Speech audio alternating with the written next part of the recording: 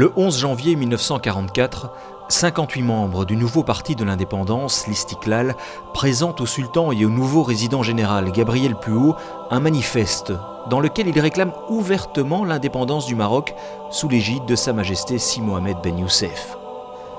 Le soutien du sultan au manifeste se traduit par une épreuve de force entre le palais, la résidence et les mouvements nationalistes. Si Mohamed Ben Youssef refusant d'abdiquer, il sera destitué le 20 août 1953. S'ensuivront alors de violents combats contre le protectorat français.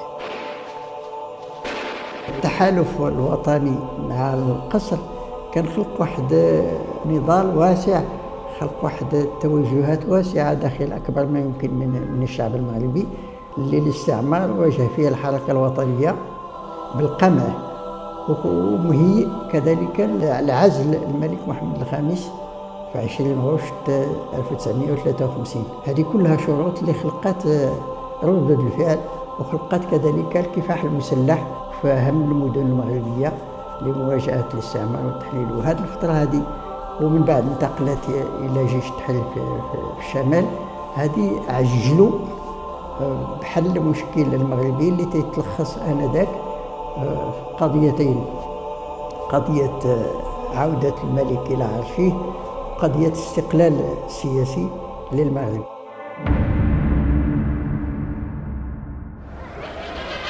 À Paris, la France et le Maroc ont ouvert une nouvelle page de leur histoire.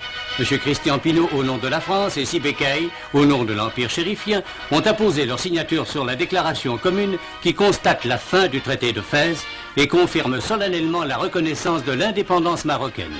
Cet accord, toutefois, sera soumis à la ratification de l'Assemblée nationale.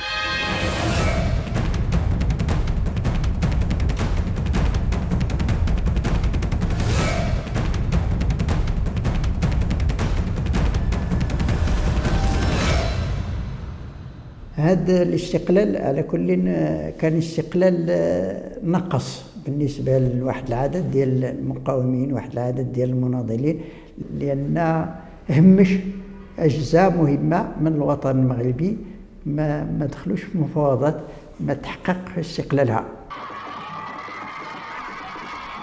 Dès son retour d'exil, le sultan Mohamed V entreprendra l'unification du Maroc. Accueilli par des populations en liesse, ici à Mahamid al-Rizlan, le sultan prononcera un discours historique sur la récupération du Sahara. أننا سنواصل العمل بكل ما في وسعنا لاسترضاع صحرائنا وكل ما هو ثابت لمملكتنا بحكم التاريخ ورغبات السكان. Après l'indépendance, il y avait le démantèlement de l'armée de libération au nord. Mais il y avait une décision avec Mohamed V qu'une unité de cette armée se dirige vers le Sahara pour continuer la lutte. احنا الوقيته اللي تعطانا الامر من عند محمد الخامس وهودنا للصحراء وفتحنا المراكز ديال التدريب اولا وبدينا تندربوا ابناء الصحراويين وبداو الصحراويين نكبوا علينا بالجمال ديالهم بولادهم. L'Espagne avait déjà cédé sur le nord du Sahara au moment où, lendemain de l'indépendance, sous le gouvernement Abdallah Ibrahim, en 1958, il voulait même quitter le Sahara occidental et rétrocéder le territoire au Maroc. C'est le Maroc qui n'était pas pressé, peut-être à tort, et le Maroc n'était pas pressé de récupérer le territoire parce qu'il y avait encore l'armée de libération dans le sud et les Français voulaient maintenir une présence espagnole parce que le territoire risquait d'être utilisé pour aider le FLN.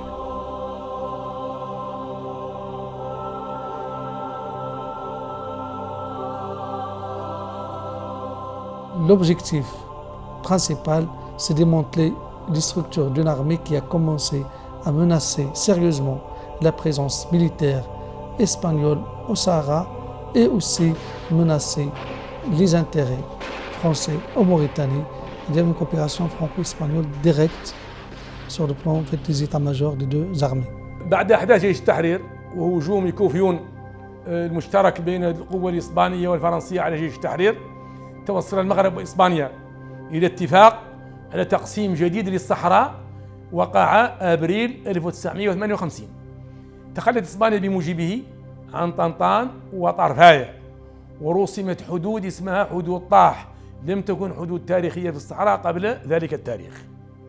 هذه الحدود ما وقع جنوبها من الصحراء الذي بقى تحت السلطة الإسبانية والذي سمته إسبانيا صحراء اوكسيدنتالي اسبانيولا. عند استغلال الطرفاية الصحراويين جميعا انطلقوا من هذه المنطقة إلى جنوب المغرب، طرفاية وطنطان ووادنون، ورفضوا المقام في أرض النصارى، لكن لم يعاملوا بمعاملة تليق بهم.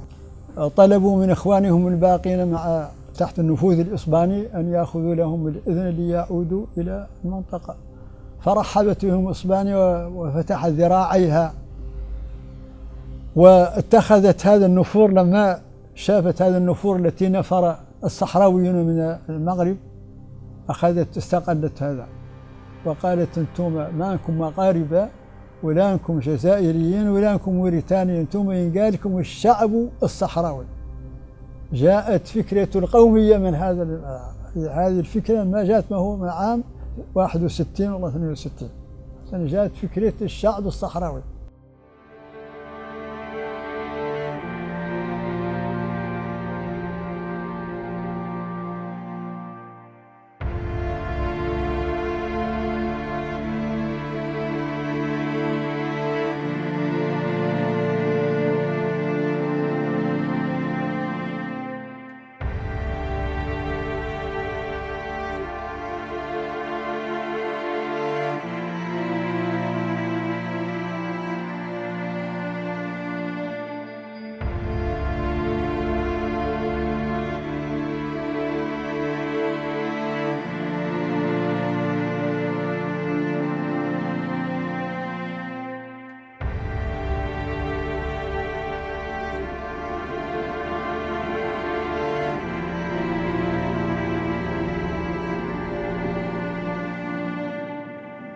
La chose la plus importante à l'époque, c'est que l'Espagne ne voulait pas garder le Sahara. Tout a changé lorsqu'ils ont découvert le phosphate. Donc les Espagnols ont investi et ils voulaient garder le territoire qui devenait un territoire intéressant. Il n'y avait pas beaucoup de population. Le recensement qu'ils avaient fait ou qu'ils vont faire en 1975 n'a pas donné plus de 70 000 votants. 66 وقع ما نسميه نحن محليا بعام الثانية. الثانية هو السيناتور، هي التوقيع، لأن إسبانيا طلبت من الساكنة أن يوقعون لها على أنهم يريدون بقائها معهم. Très vite, la large campagne de sensibilisation de l'Espagne visant à amener les populations à adhérer à son projet d'autonomie élargie sous domination espagnole rencontre des résistances.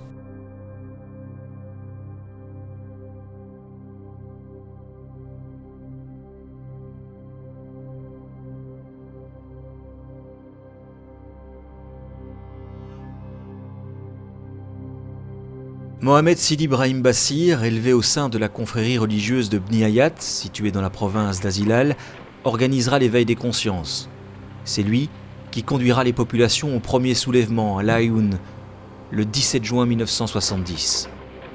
وسيدي محمد بصير هو ابن سيدي إبراهيم البصير، هو عمنا شقيق الوالد، هو أصغر أبناء سيدي إبراهيم البصير. ولد سنة 1942 ودرس في الزاوية أولا هنا في بني عياض، وولد هنا في بني عياض في قلب جبال الأطلس، ودرس في الزاوية، حفظ القرآن الكريم. بعد ذلك ذهب إلى مراكش إلى ابن يوسف وانتسب إلى الجامعة العتيدة هناك، تخرج منها إلى أن حصل على شهادة البكالوريا. دخل السمارة في ذلك الوقت أواخر 67، قصد المساجد وبدأ يعلم الناس في المساجد، يحارب الأمية. كان يستغل هذه الدروس يعني لإذكاء الحماس في الصحراويين. هنا فكر بالضبط أن يؤسس حركة سرية. الحركة هي منظمة الطلائع لتحرير الصحراء، الساقية الحمراء وادي الذهب. هذه الحركة هي انشات بعد أحداث متسلسلة كانت قبلها، وجاء الزعيم محمد بصيري بن الحاسد إبراهيم وصار يتصل بالناس الكارهة للاستعمار. كان العدو هي مؤتمر دولي لإظهار ولا السكان للاستعمار الإسباني. كان العدو قرر أن يوم 17 يونيو هو يوم المؤتمر، فنحن قررنا أن ذلك هو يوم التظاهر. ¿Cuál fue nuestra sorpresa? Que ya en vísperas del 17 de junio del 70 ya tuvimos información de que se iba a celebrar otra concentración paralela, una concentración paralela a la manifestación, otra concentración que así se realizó después en la entrada de lo que era la capital del Ayun, es decir, los alrededores del Ayun, en una zona que se llamaba Jatarrambla o Simbla, también se denomina la zona aquella, y en aquellas explanadas pues se empezaron a instalar, vinieron los camiones con la gente que venían del interior, todos creíamos en principio que era objeto de participar en la gran manifestación española, abajo en el centro de la ciudad, y se fueron estacionando en las afueras del Ayun. Ahí establecieron un campamento, un gran campamento de jaimas. وفي الأخير هجمت علينا إسبانيا بالرصاص الحي وقتلوا شهيدان وجرح 20 وتم سجن أكثر من 700 في ذلك المساء. Pues entonces se procedió a localizar la situación de Basiri en Ayun, que no había estado en la manifestación, naturalmente por lo habían mantenido escondido en una de las casas que he dicho antes, las casas de piedra famosas llamadas, en las afueras de Ayun, y acompañaron a una patrulla de policía por la noche y dijeron: aquí está, en esa casa, y lo llevó a la casa donde estaba escondido, fue detenido Basiri y llevado a las dependencias de la policía territorial. Allí fue detenido y de momento encarcelado en las dependencias de la policía territorial. أخذوه وكان معنا في السجن وأنا آخر من راه بعيني. اختفى في الوقت الذي كانت تحكم فيه الصحراء، ألا وهي إسبانيا التي قام بالانتفاضة ضدها، ضد الوحدة. وتعلمون سيدي أن بصيري صوفي ابن شيخ من أكمل مشايخ المغرب، وبيتهم لا زال عامرا بالروح الصوفية الأصيلة المتأصلة في جمع الشمل.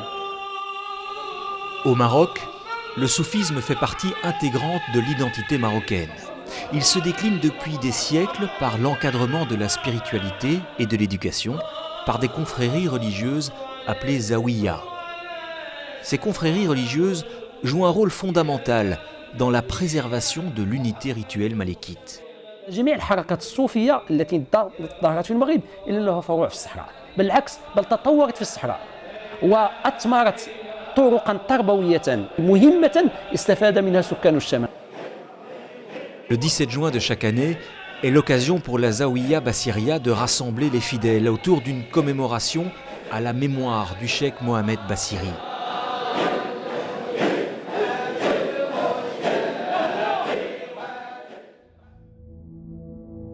Octobre 1963. Un conflit armé éclate entre le Maroc et l'Algérie indépendante sur le tracé des frontières héritées de l'ère coloniale. L'opposition marocaine, menée par Ben Barka, se range aux côtés d'Alger.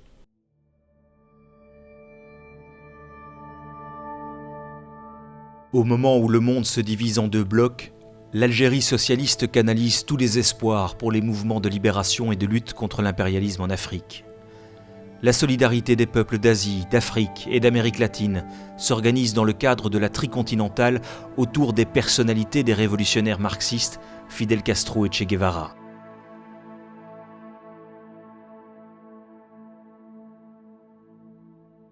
Le Moréob, mouvement révolutionnaire des hommes bleus, élit domicile à Alger et en obtient le plein soutien. Libérer le Sahara du joug colonial espagnol et lutter pour son rattachement à la mère patrie, le Maroc. À partir d'Alger, on avait des rencontres très faciles avec les mouvements révolutionnaires de tout pays qui avait élu domicile à Alger à cette époque-là.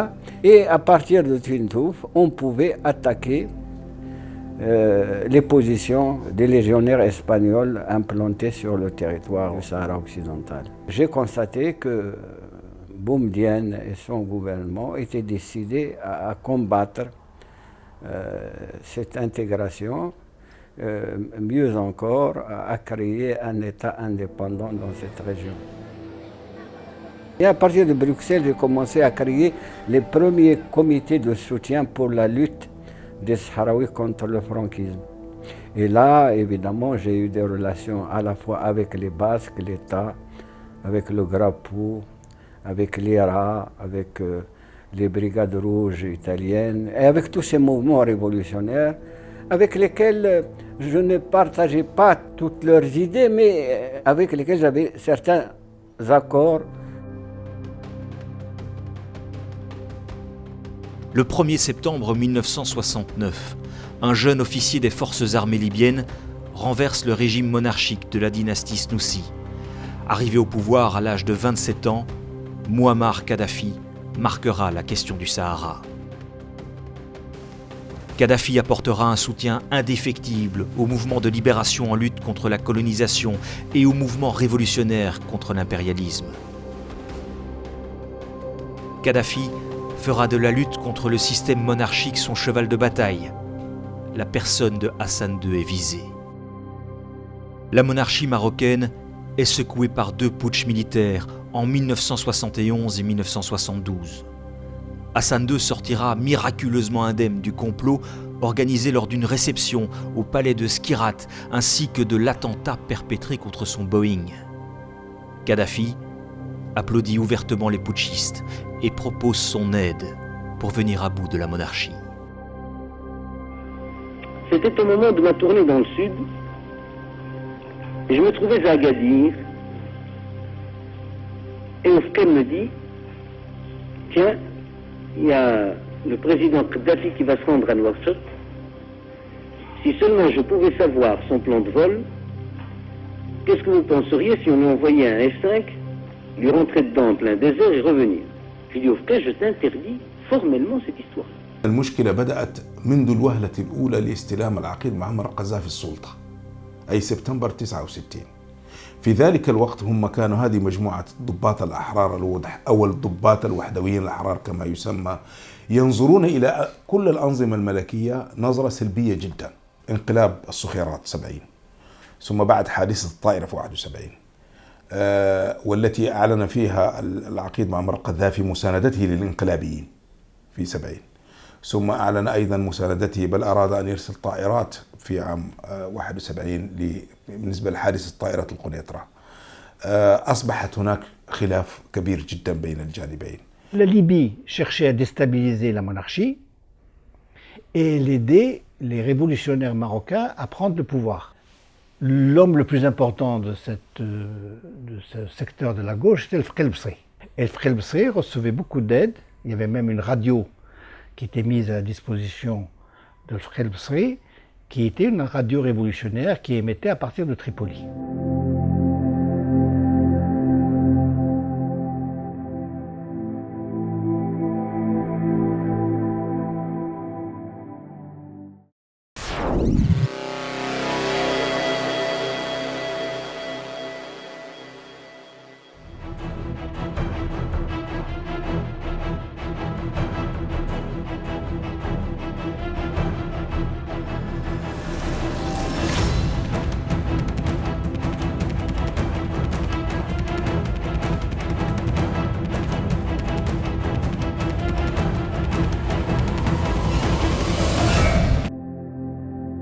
C'est principalement dans les écoles de Rabat et à l'université Mohamed V que de nombreux enfants et étudiants originaires du Sahara poursuivront leur scolarité et leurs études.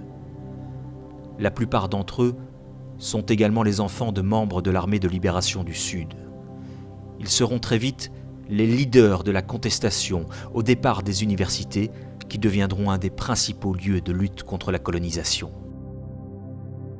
هادو بانت لهم فكرة في السبعينات وأن ارتباطهم بعائلتهم بالمنطقة، ارتباطهم بالوضع في المنطقة كان عندهم روح تحريرية لاسترجاع الوحدات الترابية في هذه المنطقة. قيادة جيش التحرير معنا ساهمت في قراءتهم وكذلك نقلهم إلى الشمال، تلقوا دراستهم الابتدائية والعليا واندمجوا في الحركة السياسية، وبالخصوص إما في النقابة ديال الاتحاد الوطني للطلبة كطلبة مغاربة، وكذلك فيهم الناس اللي انخرطوا حتى في الحياة السياسية بعض الأحزاب السياسية.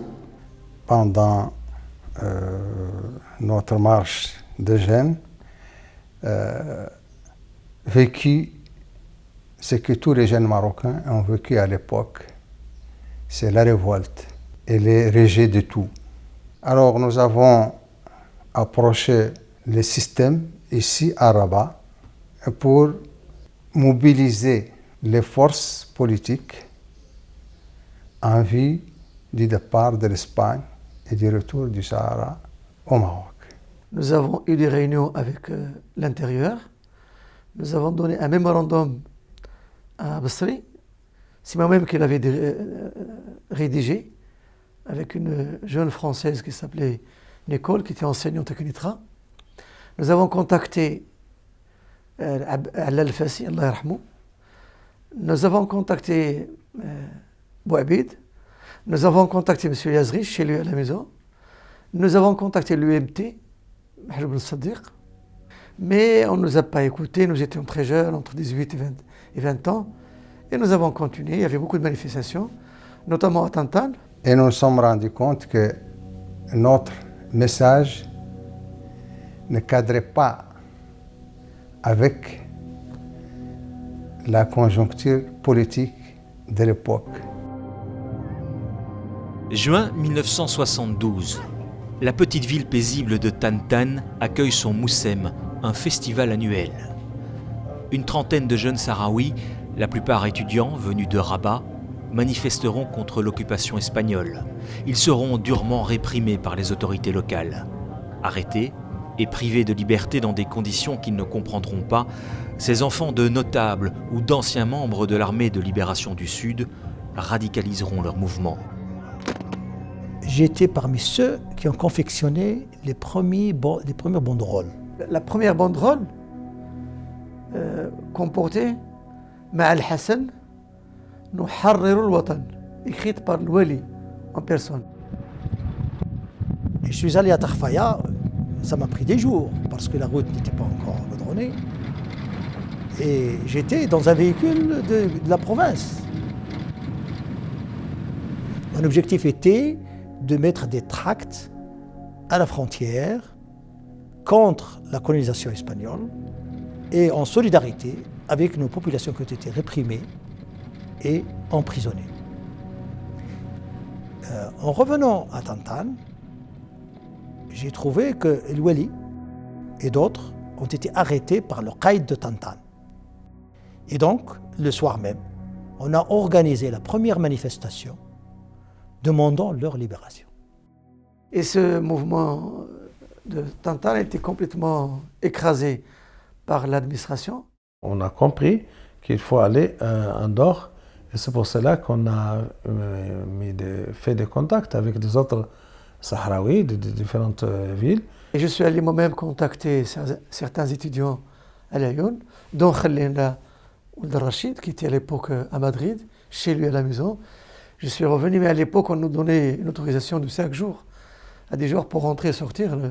L'accès à Lyon était complètement interdit par les Espagnols, et on n'avait pas le temps de contacter les gens, et on n'avait pas les moyens aussi de les contacter en Espagne. Et on a pensé à créer une organisation qui puisse faire face à l'Espagne comme régime franquiste. On s'est réunis au nord de la Mauritanie. On a fait les statuts, la création de ce mouvement. C'était évidemment le Polisario, Front pour la libération de Saguel Hamra et Rio Duro. Il ne s'agissait nullement du Sahara.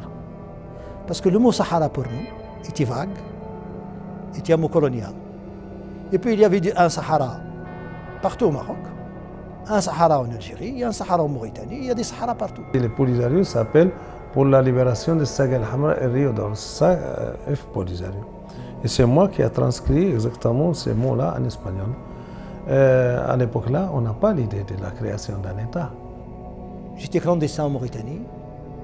J'organisais tous les médias, les communiqués du Polisario. C'est moi-même qui ai remis le premier communiqué au fils de Mitterrand, qui était représentant de l'AFP à Nouakchott. Le Front Polisario portera à sa tête un jeune leader, El Wali Mustafa Sayed. Fils de résistant, le leader sahraoui grandit à Tantan. Il effectue de brillantes études de médecine à Rabat. C'est à l'université que sa conscience politique se forme. Héritier de l'armée de libération du Sud, il entend avec ses compagnons achever ce qui n'a pas été permis à leurs aînés. C'est lui qui, en juin 1972, organise à Tantan la manifestation contre l'occupation espagnole du Sahara.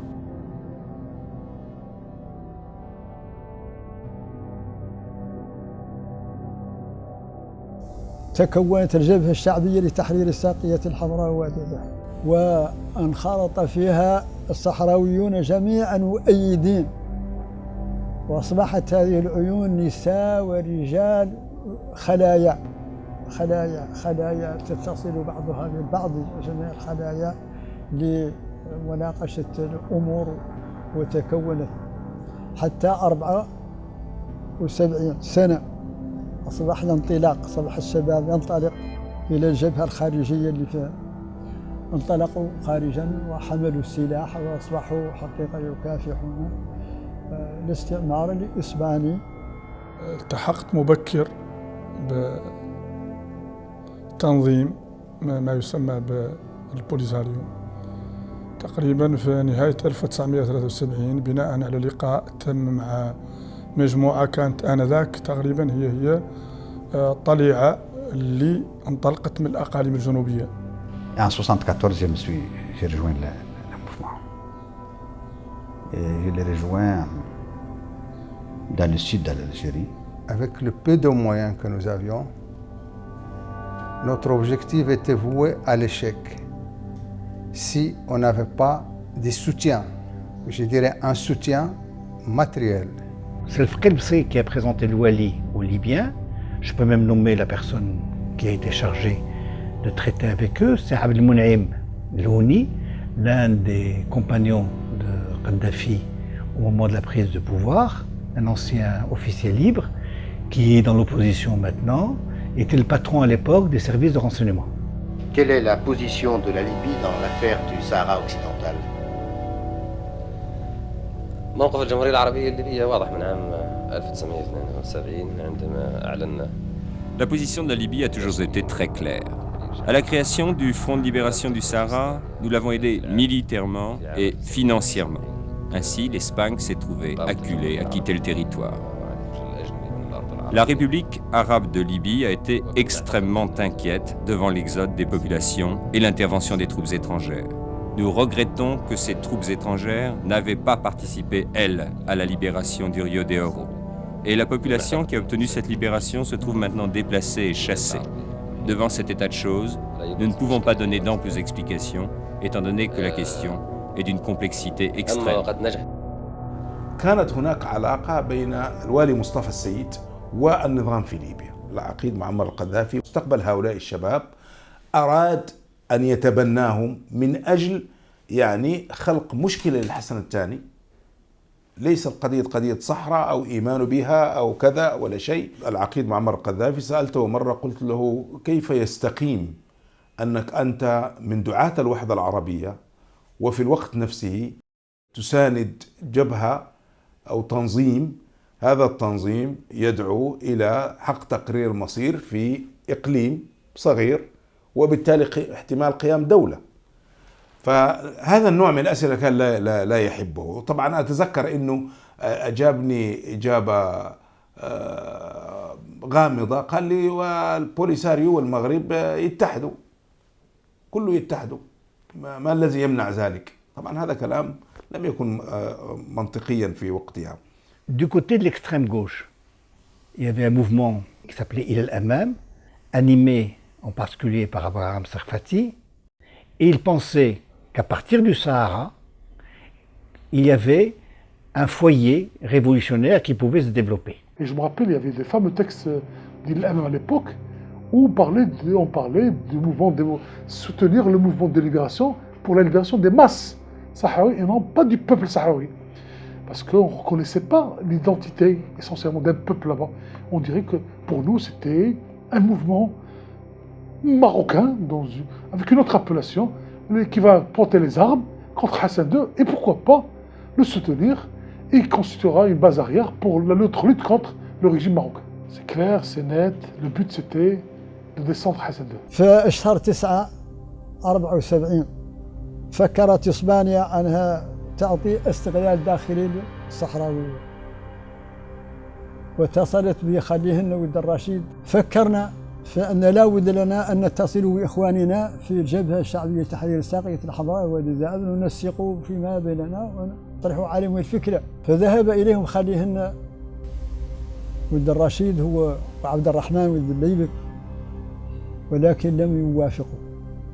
لما رفضوا فكروا الحكام في إنشاء حزب وقالوا له ستكون حزب ليكون ضد الجبهة. Imaginez Franco acceptant de faire un référendum de détermination au Sahara et créant un parti politique qui s'appelle le POUNS, le Parti national de l'unité de l'Union sahraoui.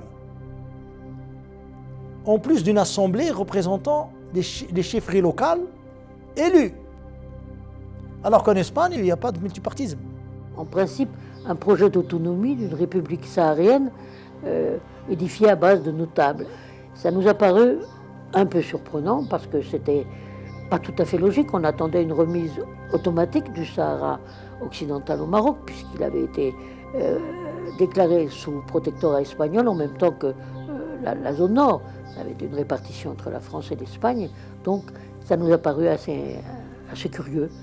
Et ce parti politique, il était envoyé pour dialoguer avec le Polisario en Mauritanie, pour ne pas dévoiler la connivence algérienne. Mais en fait, l'Algérie est derrière tout ça. فرنسا لم تتخلى خصوصا في منطقتنا هذه منطقة شمال إفريقيا ومنطقة إفريقيا لم تتخلى بعد عن استراتيجية المصالح. فقد وجدنا الحكومة الفرنسية تتحمس وتعمل بجد وتقوم بالضغوط ضد الحكومة الإسبانية في ذلك الوقت لكي تسلم الصحراء الغربية لحلفائها ولعملائها. On sentait la connivence entre l'Algérie et l'Espagne. J'ai été donc invité à une réunion du comité exécutif composé de 7, mais cette fois-ci en territoire algérien. J'ai fini par être le négociateur à la Villa Nasr, à côté du musée Bardou, dans la principale avenue d'Alger, avec le directeur des affaires africaines du ministère des Affaires étrangères, de qui? De l'Espagne. Je négocie avec l'Espagne, sous la protection des Algériens. Et les Algériens poussaient pour qu'on accepte quoi? Un compromis, lequel on libère les officiers espagnols, on accepte l'Assemblée des Chiours, le POUNS, le nouveau parti, et le Polisario comme troisième force politique. Et tout ça pour préparer l'indépendance du Sahara sous la banderole espagnole. On ne comprenait pas, mais on était presque forcés pour l'admettre.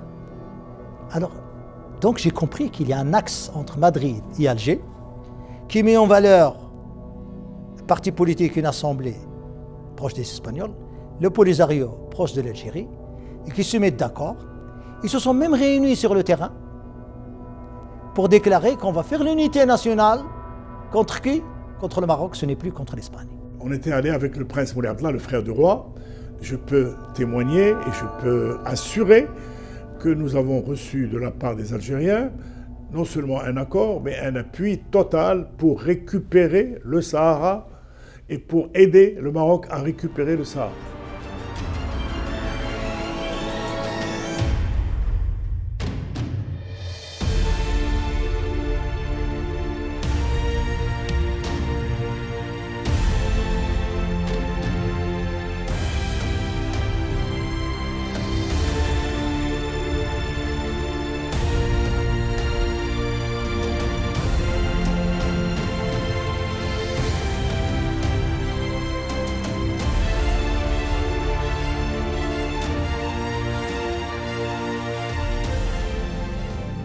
La question de la décolonisation du Sahara est portée à l'ONU par le Maroc.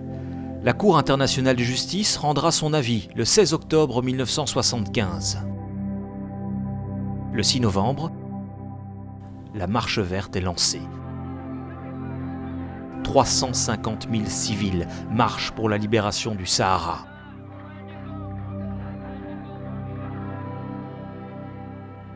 Le 14 novembre 1975, le Maroc, l'Espagne et la Mauritanie signent les accords de Madrid.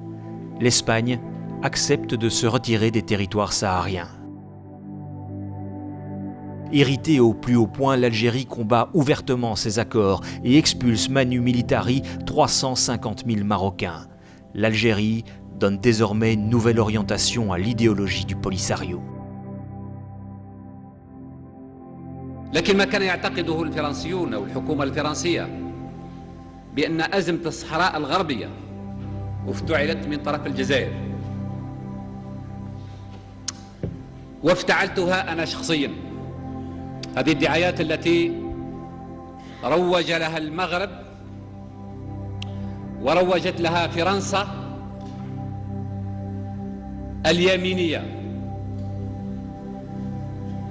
لا أجيب عن هذا السؤال لأن الإجابات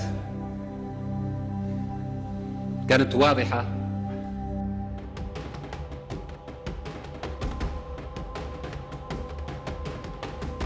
Le Polisario entre en guerre contre le Maroc. Ces enfants du désert découvrent le maniement des armes. Ils sont entraînés, armés et financés par l'Algérie. Une déclaration de naissance d'une république est faite en Algérie.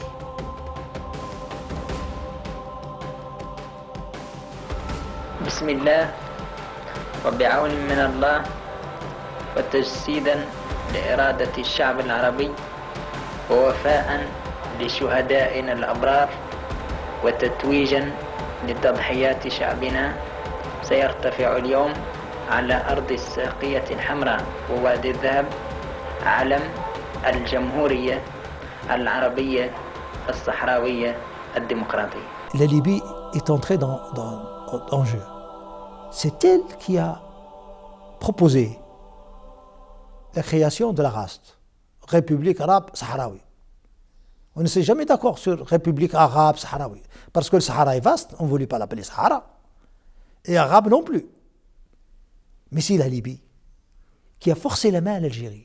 Les premières armes sont venues de Libye.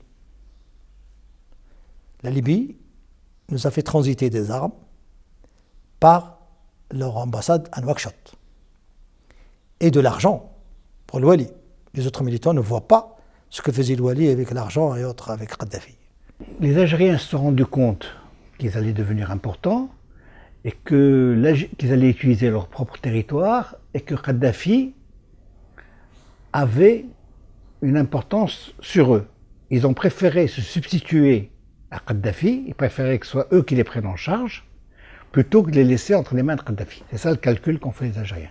Il y a aussi un autre élément qui a compté, ça m'a beaucoup frappé. Les Algériens étaient admiratifs.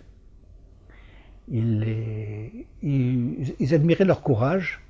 Ils trouvaient que Boumedienne était impressionné par le groupe des premiers combattants du Polisario. J'étais parmi les 6 personnes qui s'étaient intéressées par Boumedienne à Tipaza en 1974. Bon, il a dit, nous devons aider, nous appuyons les peuples opprimés. Alors ça a été la première rencontre. سياسة بلادنا واضحة. لسنا ضد المغرب أبدا، لكن احنا ساعدنا ونساعد الشعب الصحراوي. قيل أن الجزائر تساعد، نعم أنا نساعد، وأن الجزائر هي اللي خلقت المشكلة. موقفنا واضح كذلك، ما خبيناش، واعترفنا بالحكومة المؤقتة تاع الشعب الصحراوي، ما خبيناش، هذا معروف. Des incursions armées des forces du Polisario et de l'Algérie visant à déstabiliser politiquement la Mauritanie et à affaiblir son économie se multiplient.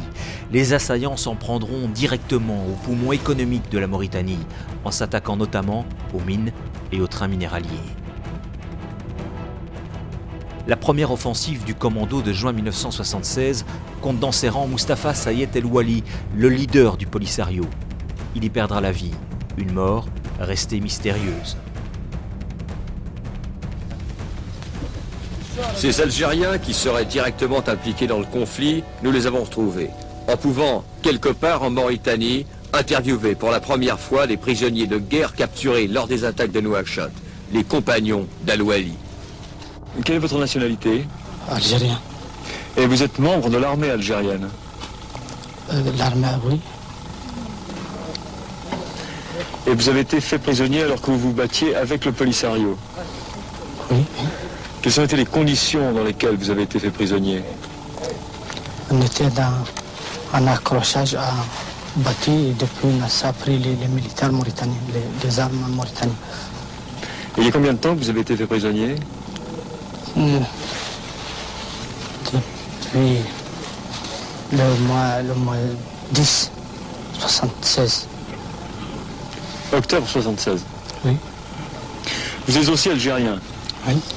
Vous avez été fait prisonnier lors de l'attaque de Nouakchott où vous étiez avec le groupe Al-Wali? Oui, oui. Comment est-ce que ça s'est passé? On était à peu près 150 km d'ici. Il y avait l'armée mauritanienne qui nous a encerclés. Oui. Et ils nous ont capturés, ils nous ont pris ici. Est-ce qu'il y a eu beaucoup de morts dans votre groupe? Il y avait à peu près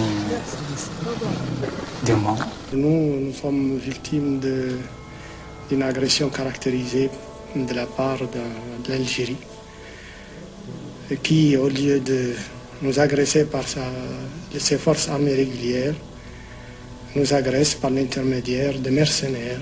Une fois qu'ils opèrent dans notre pays, reviennent dans leurs repères en Algérie. L'Algérie, n'ayant pas d'arguments valables politiquement pour entrer en guerre contre le Maroc, n'avait plus d'autres armes, d'autres cartes que celles des Sahraouis. Elle a mis le paquet. Le Polisario parvient à affaiblir et faire plier la Mauritanie au terme de longs combats.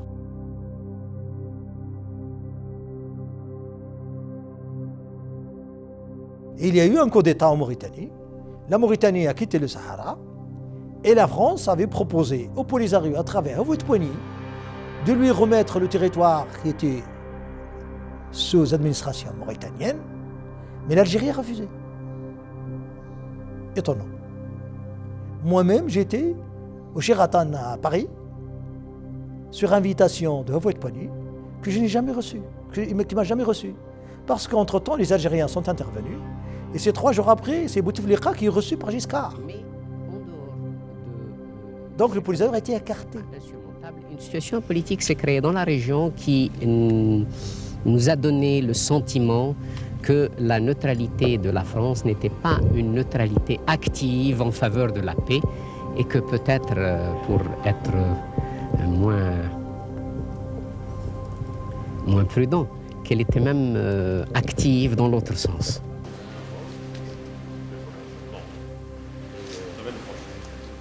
Vous venez de proposer une rencontre au sommet avec l'Algérie. C'est un geste de bonne volonté? Vous pensez qu'il va être suivi des faits? Vous savez, quand on a un très bon dossier, on ne se sauve jamais d'une rencontre ou d'un arbitre ou d'un arbitrage. Alors, voilà. L'Algérie réagit tout de même sévèrement à votre visite en France. Ils disent que vous êtes venu chercher à la fois des conseils et des armes pour poursuivre la lutte. Qu'est-ce que vous en pensez? Eh bien, l'homme sage est celui qui vient toujours chercher des conseils d'abord. Les armes, on en trouve partout. Le Polisario se livre à des actes de piraterie maritime contre les bateaux de pêcheurs canariens. Milieu des années 80, l'Espagne réagit avec fermeté à ces actes terroristes. Elle décide de fermer les bureaux du Polisario sur son territoire et le représentant du Polisario à Madrid, Ahmed Boukari, est expulsé vers l'Algérie. Pero en aquella época del 77 al 87 los combates fueron muy sangrientos por parte del Frente Polisario, que en venganza pues se trataron de asaltar a todos los barcos que se encontraban pescando por allí. No se metían con los grandes, sino más bien con los pequeños. Y bueno, ahí hubieron muertes, fueron muchas familias a la Gran Canaria que se sintieron bastante mal, murieron muchos padres, murieron hijos. Se me viene a la memoria el mayor de los asesinatos por esa banda terrorista como el Polisario, del Cruz del Mar, donde falleció un niño, por así decirlo, de 11 años. Iba su padre, iba su tío, que era un hermano también del padre, y el niño con 7 años, porque en aquella época en las familias trabajaban desde que se tenía ya un poquito de uso de razón y se podían desenvolver. Tampoco se quedaron con atacar a los barcos pesqueros, que también incluso llegaron a atacar a los barcos de nuestra Marina de Guerra española.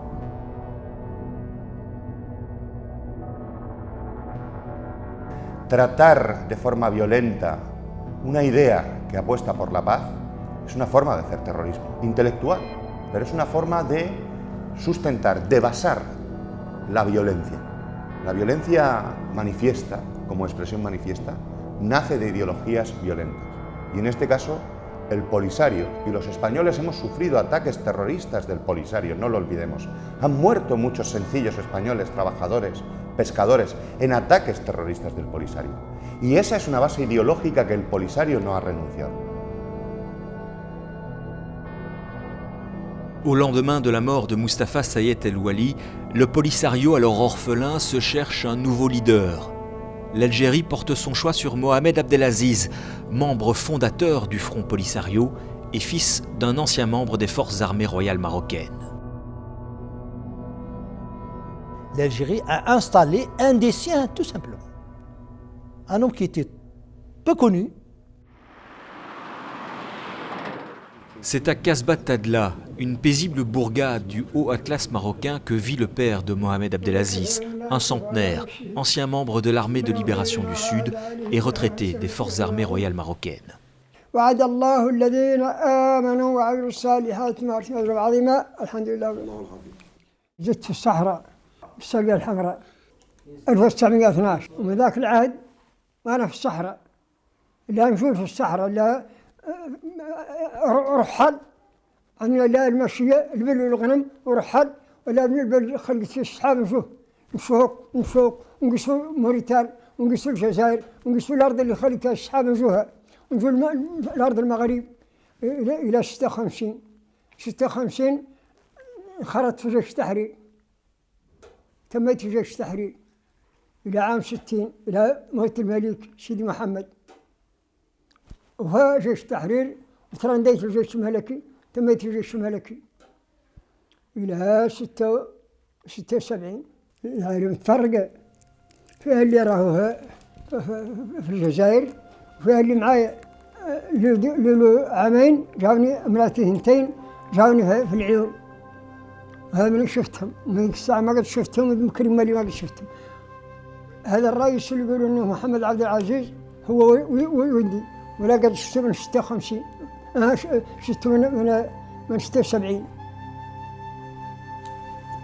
من 75 كان ذيك الساعة كان يقرأ وكان يقرأ قدير وتفقني مهم أنا في الطنطان ومشى لها وليس شفت ما عرفت منين قصد قالوا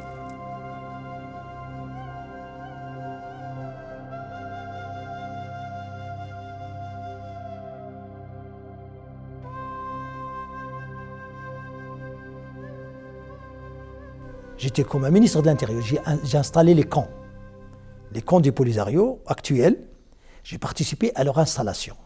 Au Polisario, j'étais ministre des Affaires étrangères pendant 15 ans, ministre de l'Information, etc. Et puis représentant à Alger, qui est super ministère, plus important parce que vu les relations avec l'Algérie. Après ça, j'ai commencé les relations internationales du Polisario. J'ai visité la majorité des pays européens pour expliquer qu'est-ce que c'est que le Polisario et pour établir des relations. J'étais à Genève, et après à Genève, j'étais à Mozambique. Et dès mon retour à Mozambique, ils ont essayé aussi des métiers, c'était avec les armes, c'était 78. Et après, j'ai été obligé de faire les programmes de l'enseignement. Alors toute l'institution de l'enseignement, je l'ai travaillé pratiquement dans des écoles-prisons. J'ai commencé en tant qu'enseignant, commissaire politique d'une petite unité à l'époque. Juste après, on m'a rappelé à Alger pour m'occuper de la radio, de l'information qui commençait à naître à l'époque. Puis j'ai fait aussi des voyages en Europe, surtout en Belgique, en France et en Suisse, des pays francophones. Et en 1978, j'étais au bureau politique du Polisario. J'avais à l'époque 22 ans. Et j'ai rejoint l'armée une fois, mais cette fois-ci à l'état-major, j'étais membre de l'état-major. Et je m'occupais de l'orientation politique. J'étais le commissaire politique de l'armée du Polisario, membre de l'état-major, de 78 à 85. J'étais gouverneur Wali de 2 camps, à Ousserd et Dakhla. Puis j'ai été directeur général du protocole de la présidence du Polisario. C'était le dernier poste que j'ai occupé du Polisario. عينت في نهاية 1988 كسفير للبوليزاريو في روم. كان العمل بطبيعة الحال أكثر هو مع البلديات ومع الولايات ومع المجتمع المدني ومع النقابات ومع الأحزاب وبالأخص الأحزاب اليسارية. وفعلا كانت العلاقة بالسفارة، سفارة مثلا الجزائر في روما. ثم كان هناك تنسيق مع الأمن الخارجي الجزائري. آنذاك كان في روم شخص معروف يسمى محفوظ، أظن عن محفوظ هذا اسم حركي، إلا أنه ضابط سامي في المخابرات الجيش الجزائري، وكان على اتصال بنا على الدوام، يجينا في المكتب، في مكتبة البوليزاريو، ونمشوا لعنده، وفعلا كان الدعم المادي وكانت المساندة اللوجستيكية وكان التشاور، هذه أشياء حقيقية.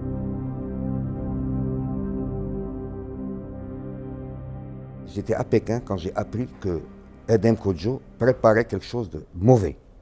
Il a demandé au Front Polisario et aux Algériens qu'on lui envoie une demande de reconnaissance.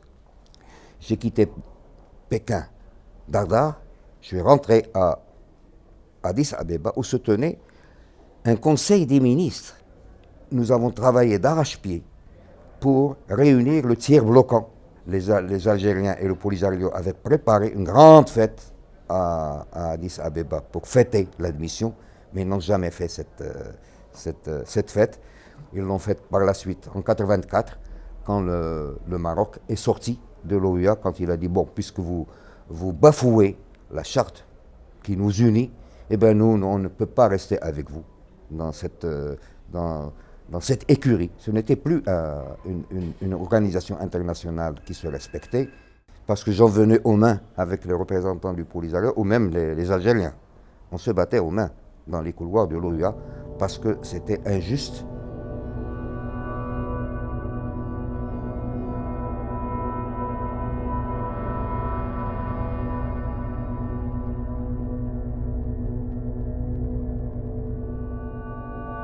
En 1988, avec d'autres éléments de la direction du Polisario, nous avons dit qu'il faut finir avec la situation dans laquelle nous nous trouvons.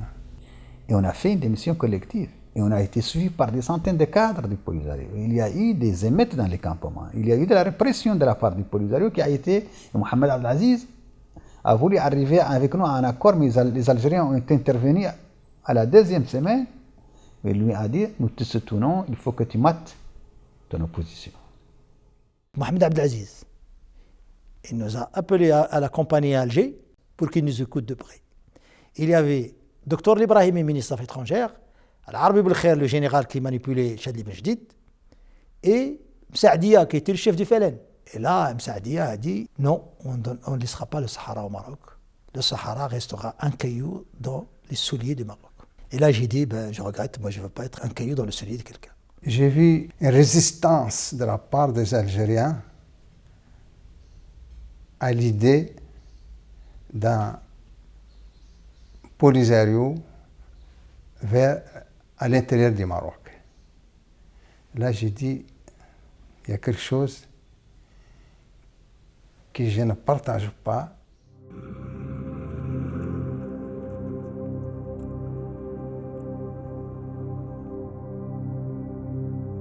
Le conflit conduira des milliers de personnes à fuir les combats. Femmes, enfants et vieillards sont embarqués dans des 4x4 et autres véhicules de fortune encadrés par le Polisario et l'armée algérienne. C'est dans les camps de Tindouf qu'ils sont pour la plupart regroupés, dans une des régions les plus arides du désert algérien.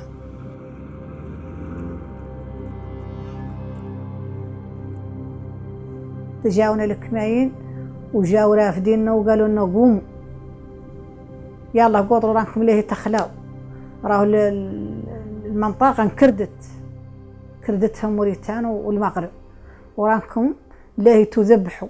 الناس راهي الرحيل يوميا قالوا المغرب له يخليكم ما هم باخي المغرب ما هو خاليهم كاع قال لا الدعاية التي كانت وكنا نحن نعبي عليها الناس أن المغاربة مفترسون وأنهم سيقتلونكم إذا دخلوا وأنهم ليسوا أصدقاء. انطلقت من مدينة الداخل إلى مخيمات تندوف 1975.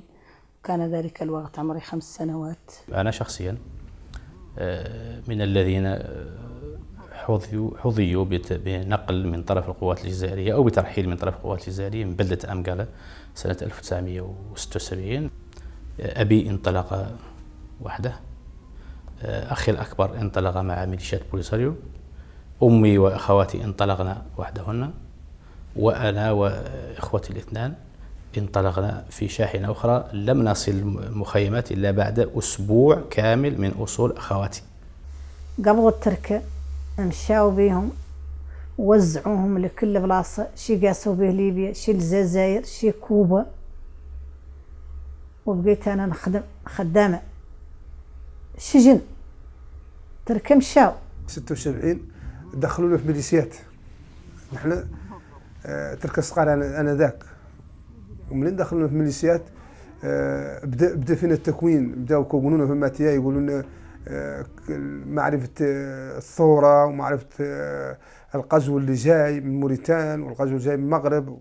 أنا ورفقت تقريبا 20 بنت جاونا وجندونا ومشينا إلى الجماهيرية ليبية ودخلنا الكلية العسكرية للبنات بطرابلس. جلسنا فيها حوالي 4 سنوات، تخرجنا ضباط صف. ما تقدر تسول، ما نسول ولا تركه منين، لا تركه انت ليه تجيب. شي نفوتوا عنه 4 ايمان، شي نفوتوا عنه 3 ايمان، شي نفوتوا عنه 12 سنة قاع ما شفته. 89 قيمت عني ندور نرجع لأرضي. مشيت بسلاحي ومشيت بمسائلي ومشيت لموريتان. من جيت لموريتان حكموني، مشاو بي ودخلوه في الحبس وحبسوه، وعطيت أنا عام أنا في المحاين في الأسبالمة، ما نرقد لا الليل ولا النهار، ولا خالق حد ما نوصيه، ولا خالق حد ما نقول له شوف الطريقة اللي كانك تقد لا قاعد تشوفوا به.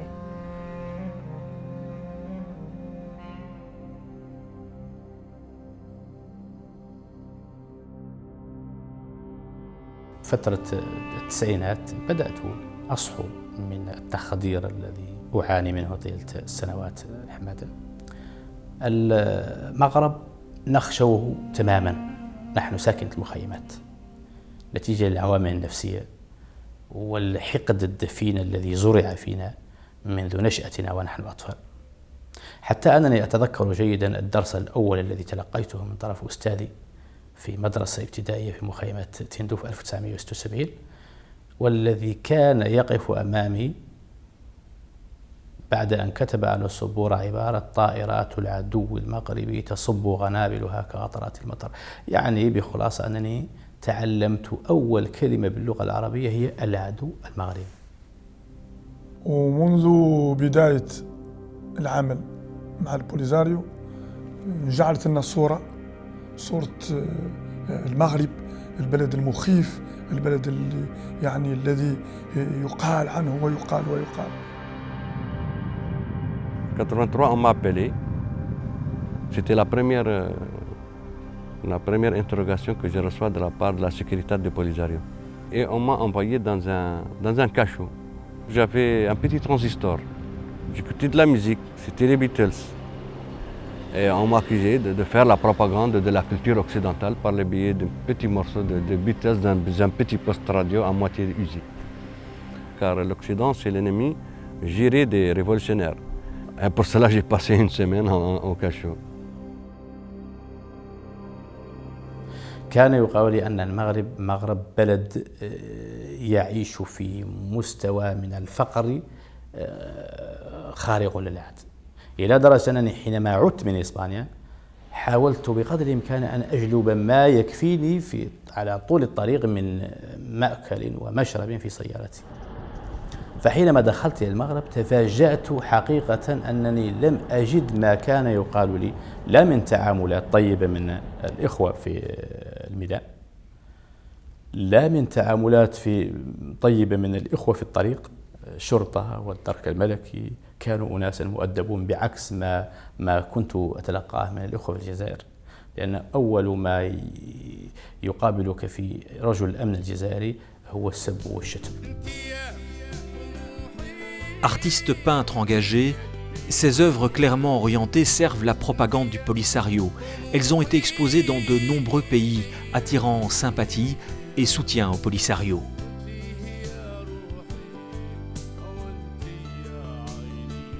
المكسب الوحيد الذي حرصت عليه بعد عودتي والذي أنا أعتز به تماما هو أنني أصبحت لدي هوية، أصبحت لدي أوراق ثبوتية بوجودي كإنسان. كنت أرسم المعاناة داخل المخيمات، وكانت هذه المعاناة تستقل من أجل إظهار أن الصحراويين يعانون وأنهم محتاجون وأنهم يجب على العالم أن يساعدهم من أجل جمع مساعدات. واليوم أصبحت أرسم تلك المعاناة ولكنني أوصلها إلى العالم مطالبا إياه بإنهاء هذه المعاناة.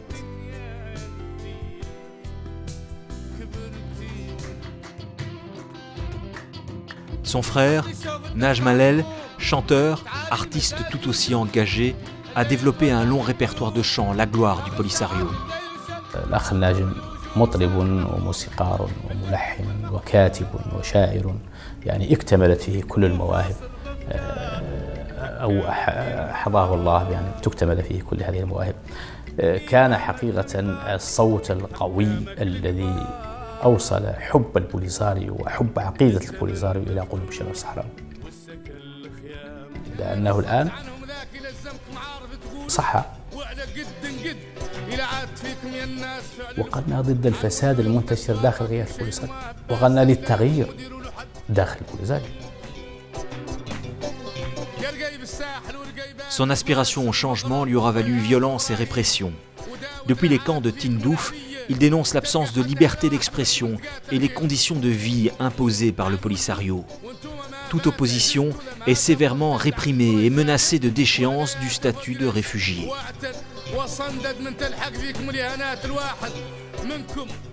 Un sort partagé par Mustapha Salma Oud Sidi Mouloud.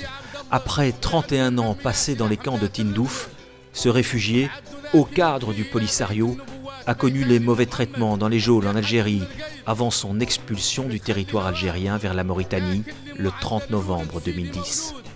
Son crime, avoir considéré le plan d'autonomie proposé par le Maroc comme une option possible de règlement du conflit.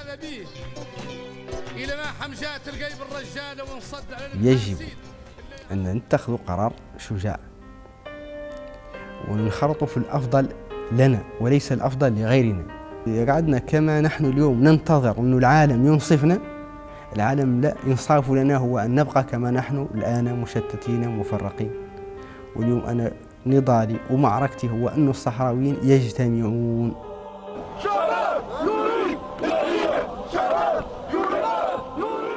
Les camps de Tindouf n'échappent pas au printemps arabe, aux volontés du changement et aux aspirations démocratiques. Très peu d'informations et d'images de contestation filtrent des camps. Ces images de manifestations font partie des rares que l'on peut trouver sur la toile. L'opposition est muselée et les manifestations disloquées à grand renfort.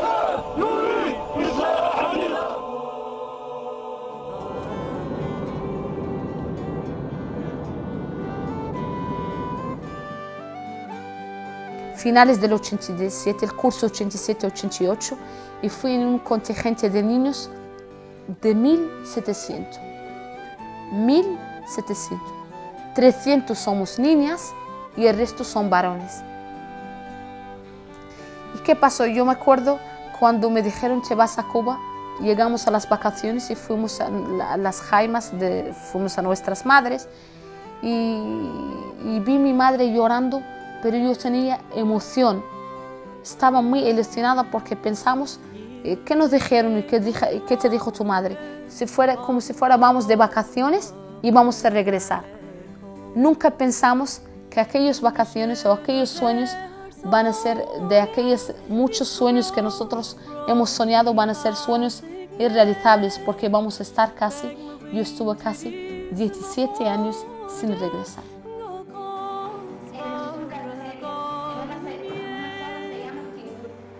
Con lo que es vinculación del trabajo con el estudio. Una ley que le llaman vinculación del trabajo con el estudio.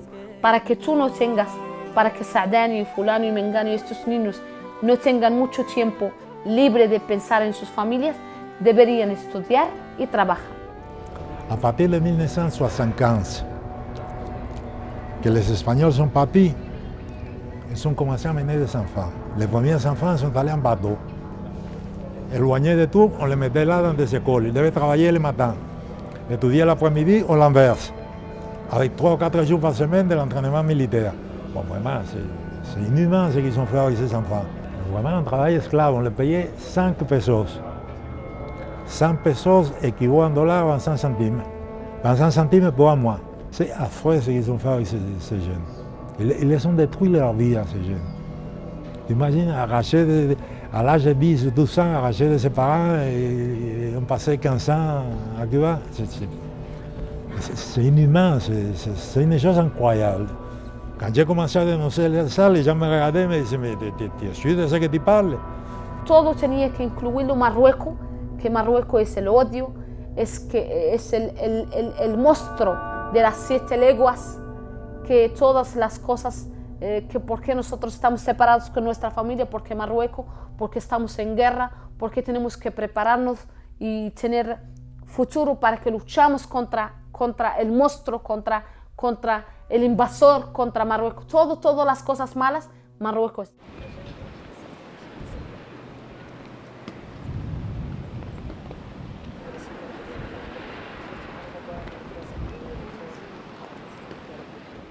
Llorar porque el Polisario no solamente me privó del afecto de mi madre, del cariño, de los años, de mi infancia, sino también que me hizo odiar en un momento determinado de mi padre.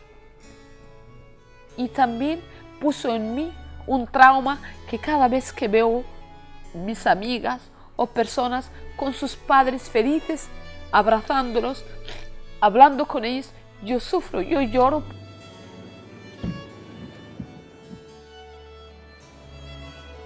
أول مرة في حياتي نعلم على أني عندي عائلة في البوليزاريو هي في 1982.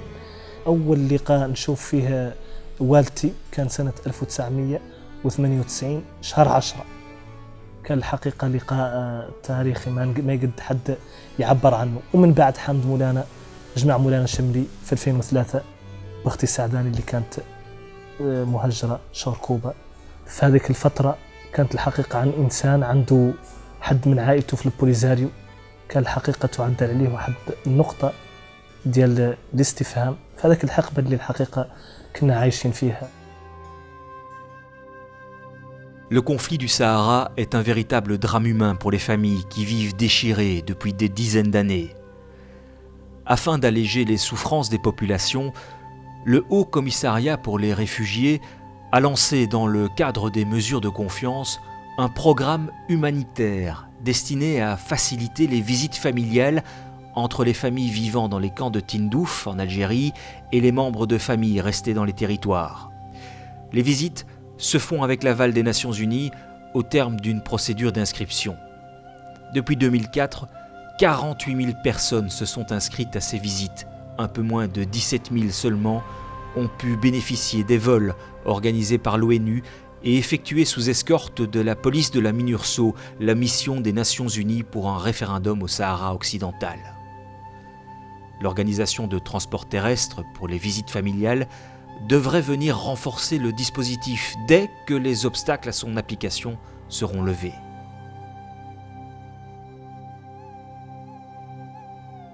Moi, je vous rappelle que ma mère, elle était morte ici.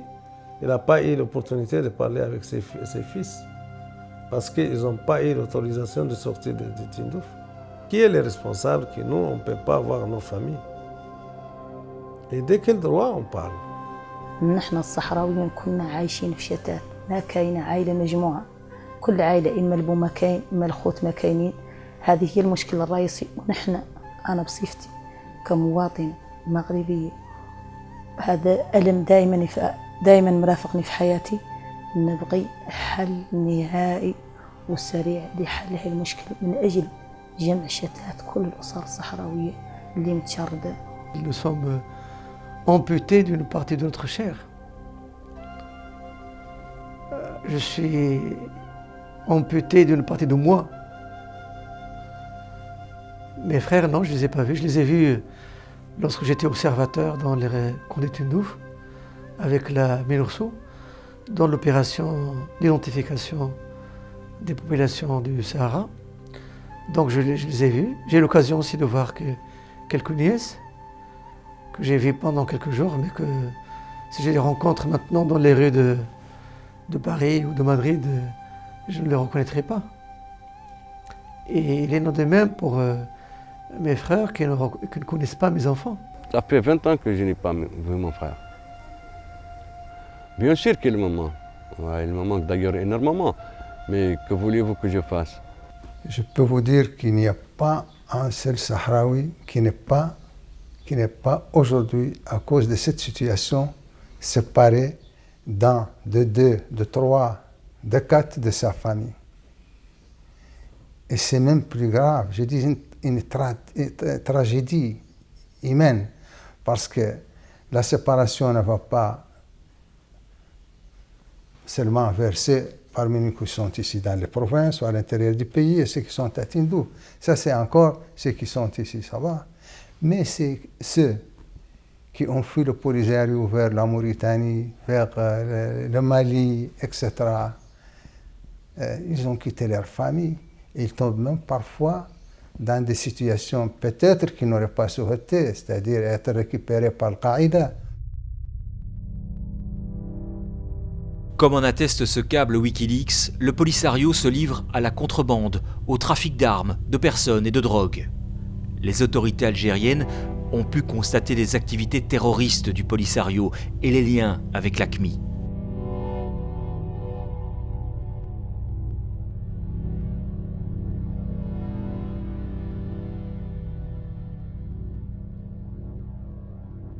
عندنا فراغ رهيب يعني ما كاين فاش ما كاين شيء يشغله حتى ممكن تكون عندك وظيفة إدارية والله عمل إداري تمشي إلى عنده وترجع ولكن هذا لا توجد مثلا لا يوجد شيء لا توجد مكتبات لا يوجد أماكن تنزه لا يوجد كاين غير الفراغ الخيمة أو الفراغ.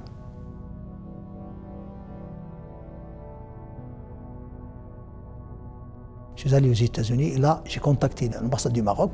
Je lui ai dit voilà, c'est moi-même Omar Hadrami. النزول لأول مرة فوق أرض المغرب كانت لحظة صعبة. نزل في الطيارة كنلقى هذاك اللي ما كيحبني وكنحبه جيش بصري. Je n'ai pas hésité de mettre les pieds dans l'avion et de rentrer au Maroc. بت الليلة الأولى في دارو لقيت عنده ولاد العربي بالخير. mon adversaire d'Alger. كانت معي زوجتي وأبنائي، وذا في الحقيقة الأمر ساعدني نفسيا. Avant de venir, il y a eu beaucoup de tractations entre des émissaires de Sa Majesté et moi-même pour mon retour. العشية قال الملك قول للجزائريين باللي راه عمر جا. قال له ما عرفتيش ايش قال له؟ قال له اتونسيون هذاك اللي دونجورو، هذاك راه جاي تما باش يخلط الأوراق. انطلقت بقناعة وعدت بقناعة. L'objet de cette tractation, de m'expliquer que Sa Majesté Hassan II était vraiment décidé à une ouverture politique qui permettra au Polisario d'être un acteur politique au Maroc.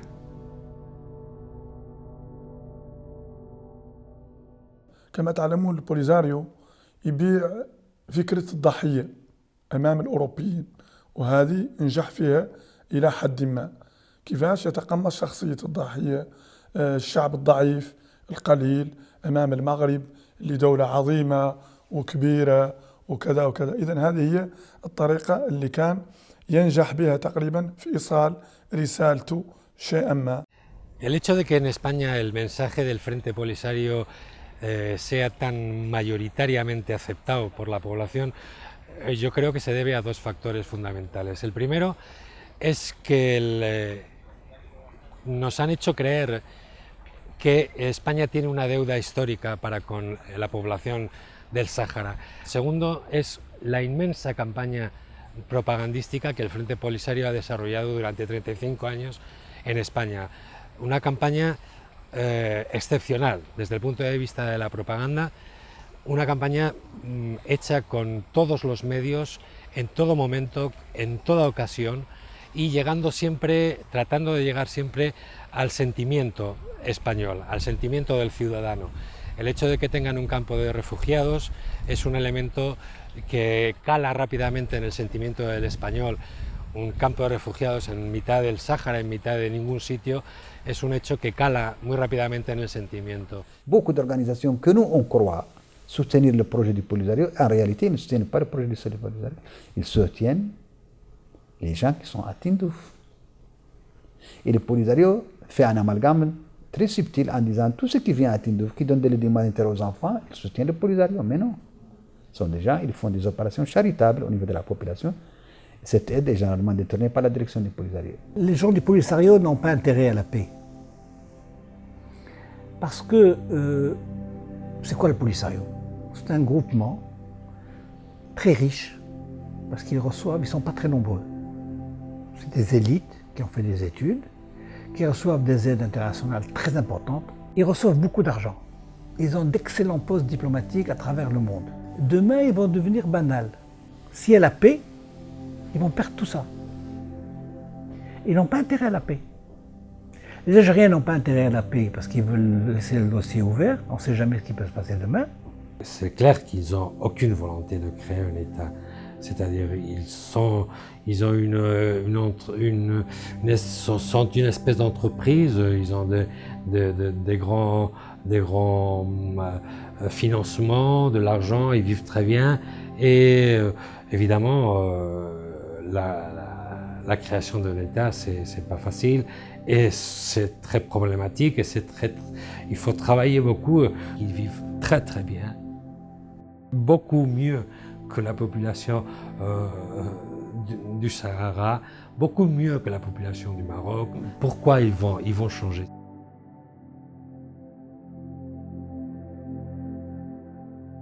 Qui sont ces gens-là qui continuent à être à Tindouf? C'est les Algériens.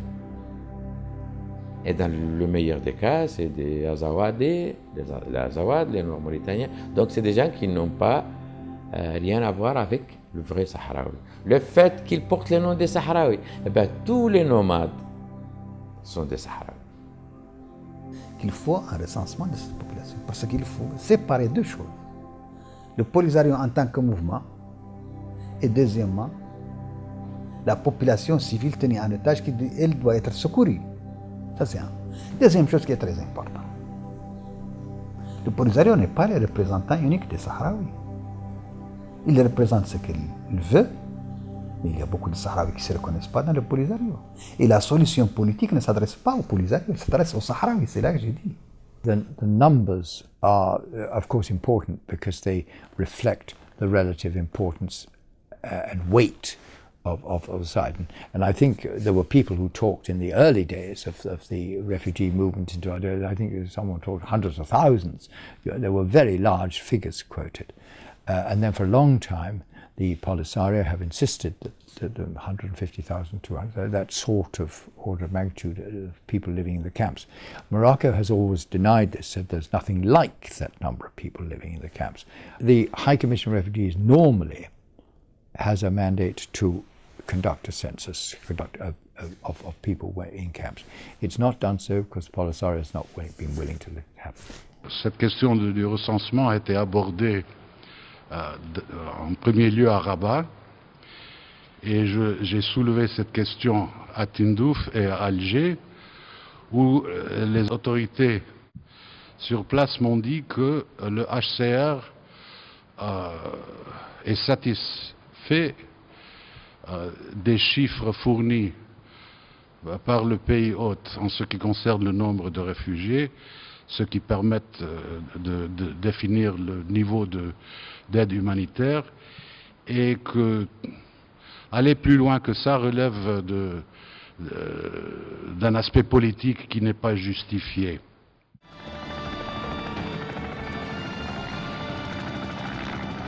Des décennies plus tard, le conflit du Sahara occidental, le plus vieux conflit du continent africain, reste à l'agenda onusien.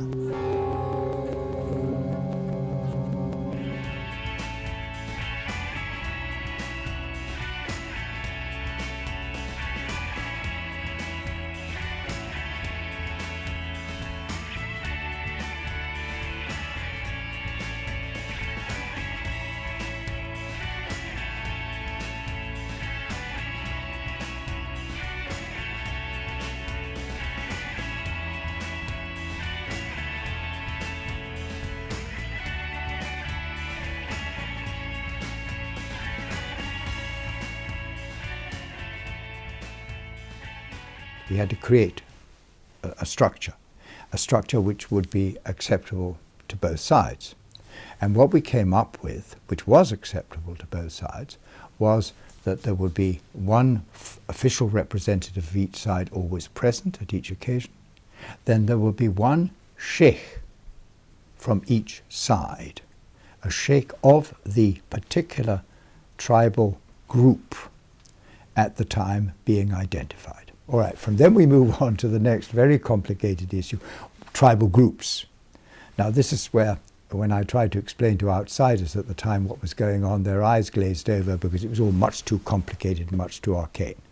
But then we moved on to the first big block, and that was that Morocco had insisted, before the process could even consider beginning, that the identification process should follow the latest recommendations of the Secretary General, the previous Secretary General, that was Pérez de Cuellar.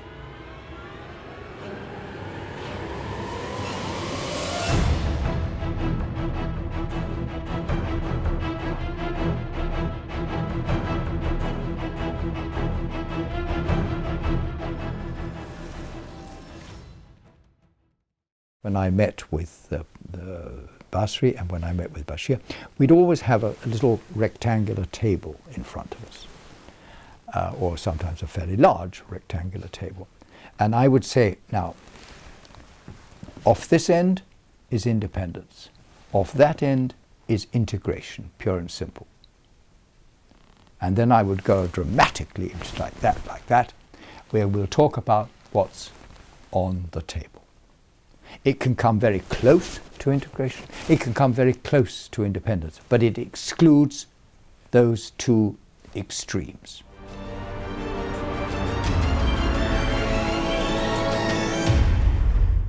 That we are now in a new situation. There is a new group of people. There are new people actually living in the Western Sahara. It's not just the same population that was there in 75 or in 91. It's a different population, and that can you exclude them from a legitimate say in the future of the territory. These are some very interesting and very big problems. And the latest proposal, which Morocco has now formally presented and has been well received by the international community, is for a degree of serious regional autonomy, which goes back to what I say we were trying to achieve all those years ago. And in the context of the new constitution, which has been enacted, in the context of the new moves towards genuine democracy and greater respect for human rights, in these contexts it begins to make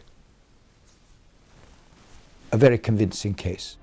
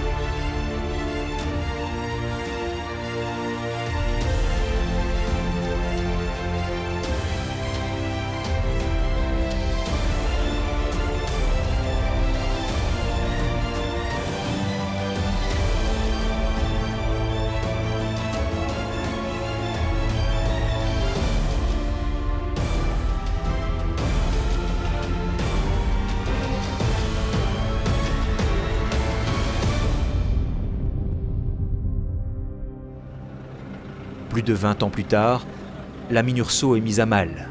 Les populations qui ne voient pas d'évolution de la situation se posent la question de sa légitimité.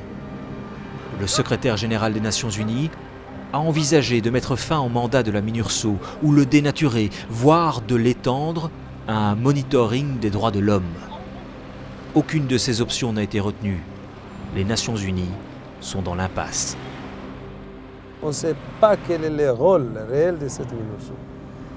Oh, simplement, c'est aussi de nous rappeler toujours qu'il y a un problème.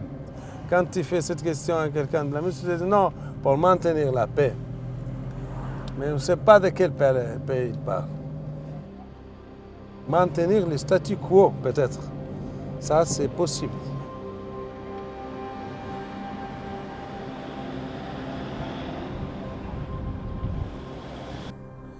Le Polisario, son emballage extérieur est assez attractif.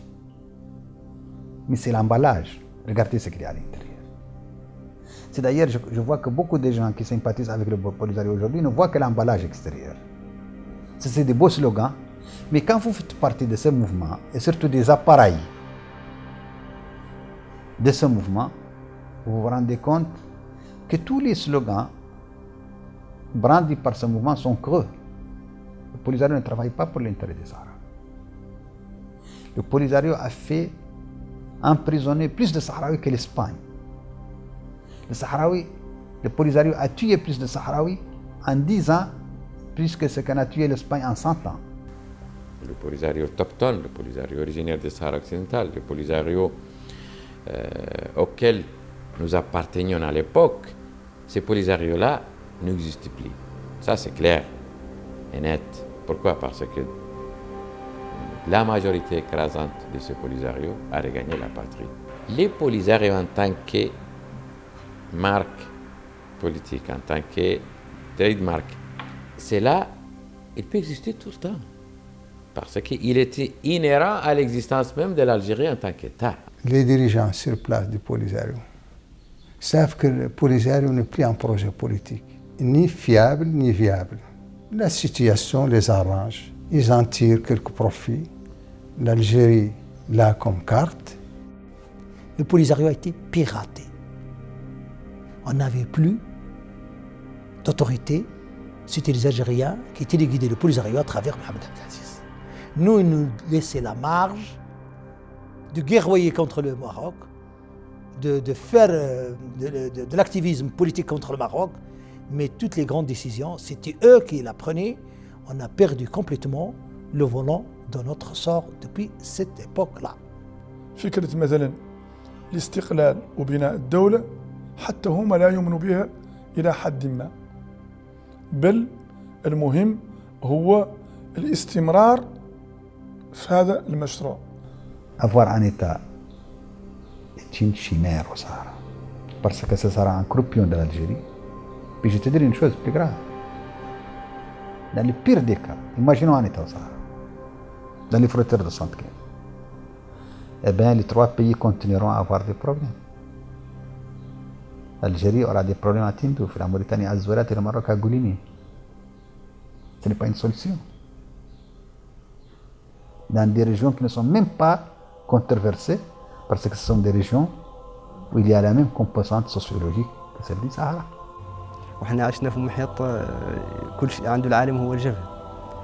حتى نقدر نحكي لك نكتة.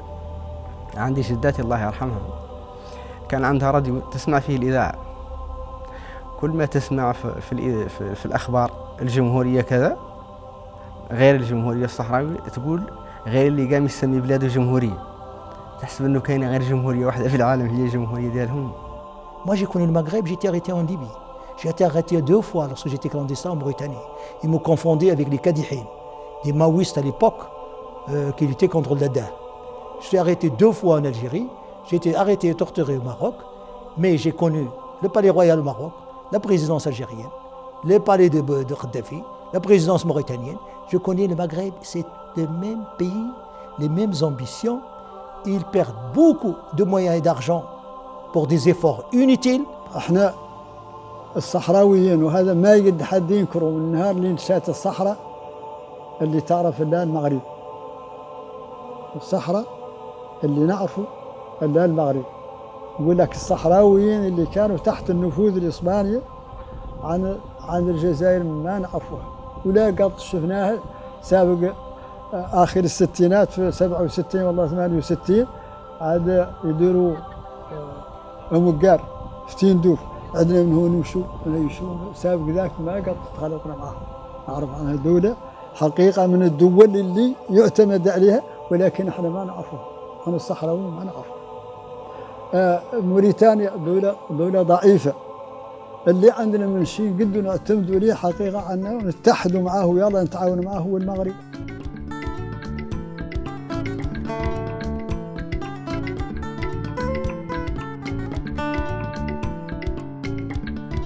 خمسة 30 عام ما فيدك غرار محاصر بافكار حكامك ينهار